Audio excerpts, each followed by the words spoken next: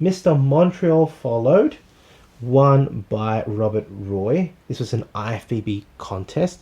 And another awesome photo here of Steve Reeves raising his arms victoriously like a god, like the aesthetic god that he is. Phenomenal photo, again, of Steve Reeves. What can I say?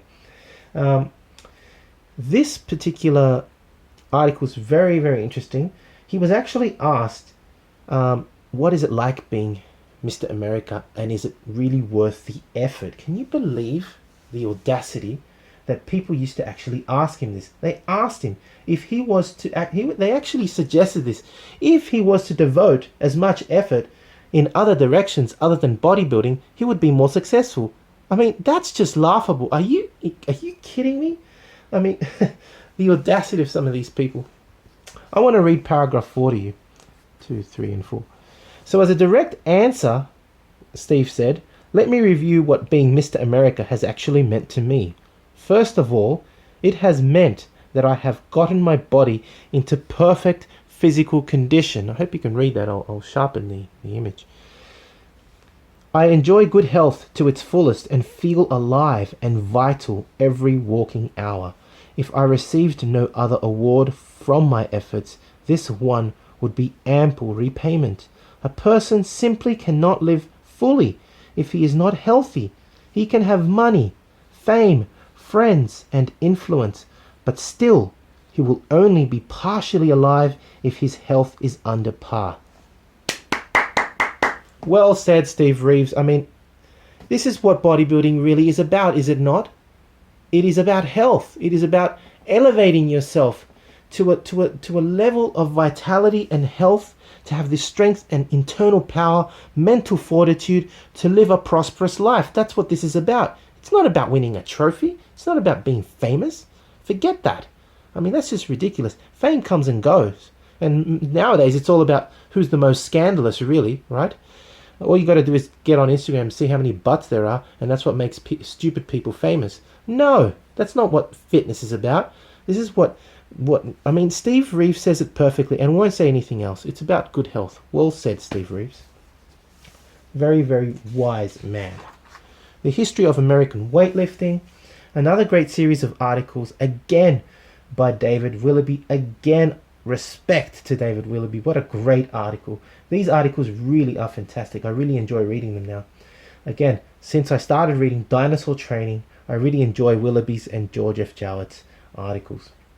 This article covers Paul von Boeckmann, George Rolandow, and who is it? And John Y. Smith. So that's Paul von Boeckmann. That's John Y. Smith, and there's one other guy. He's not actually shown. There's no picture of him. Rolandow, George Rolandow. I want to read page 25, paragraph 2. On Rolandow's feats. Following the review of some of Rolandow's feats should indicate what a rare combination of strength, speed, and agility he possessed. Let's have a close-up of this. It's worth it. You will enjoy this.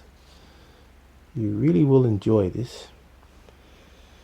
And it should be borne in mind that these records were made back about 1900. Man, these guys were strong. These guys were so damn strong. 2 hands continental jerk with barbell, 310 pounds. Continental jerk is basically getting it up onto the chest and jerking it up, shoulder, arms extended overhead, any which way possible. That's a continental jerk. With barbell, 310 pounds, damn. 1 hand snatch, 1 hand with 180 pounds on the right and 170 pounds on the left. God damn, that's strong. Bent press, a bent press of 298 pounds. Jesus Christ. And 265 pounds on the left. A 1 finger lift of 650 pounds in the ladder lift. According to Travis, Rolandow assisted his group by pushing his legs together. I mean, damn, these guys were strong. This is what strength is about. This is exactly what I've read in Dinosaur Training. These weren't just strong men. These men were goddamn mighty, mighty men of muscle, goddammit. These guys were damn strong. Unbelievable strength. I bet if you had that kind of strength, can you imagine that kind of fundamental strength in your joints and bones?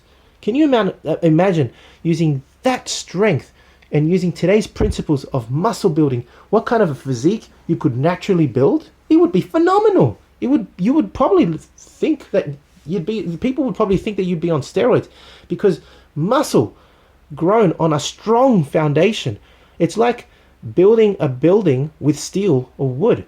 The stronger the foundation, the more mass can be placed on it, the more things, the bigger the building or the structure can be. Same with the human body. If you have incredibly strong tendons, ligaments, and bones, man, you can put on some muscle. And man, I mean, that's the reason why I'm so into dinosaur training now. I'm going to get my grip so goddamn strong as I can be, so that I can build some serious musculature around it. Unbelievable. Unbelievable. If you want me to cover more on the history of American weightlifting, again, just say the word and I will. Finally, John Grimek beats Steve Reeves in the 1949 AAU Mr. USA. I couldn't believe it when I read it. This is a pictorial article showing John Grimek with his rather stocky and large physique, who apparently outposed and beat Steve Reeves, shown here and shown here. What can I say? I don't personally think that John Grimek had a superior physique to Steve Reeves. There's no real article here, written article or written account of the night. It actually is going to be featured in the next magazine, according to what it says here in the next publication. That we'll go through it in detail. Here are just some photos. All I can say is that the AAU that was run by Bob Hoffman was very biased, and they always promoted John Grimek. So it was probably a political decision. That's my own personal take, but I really would like to see more photos. From what I can see, John Grimek looks rather stocky, whereas, I mean, look at Reeves. He looks aesthetic, tiny waist. Yeah, I don't know.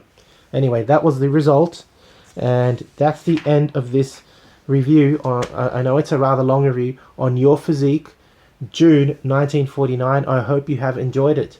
If you have, please give it a thumbs up. There was quite a lot in it, lots on Reeves, and some really interesting stories on strength, etc., etc. If you've enjoyed it, again, give it a thumbs up, subscribe if you haven't, leave me a comment, and thank you for watching. This is the Golden Era Bookworm. Bye for now.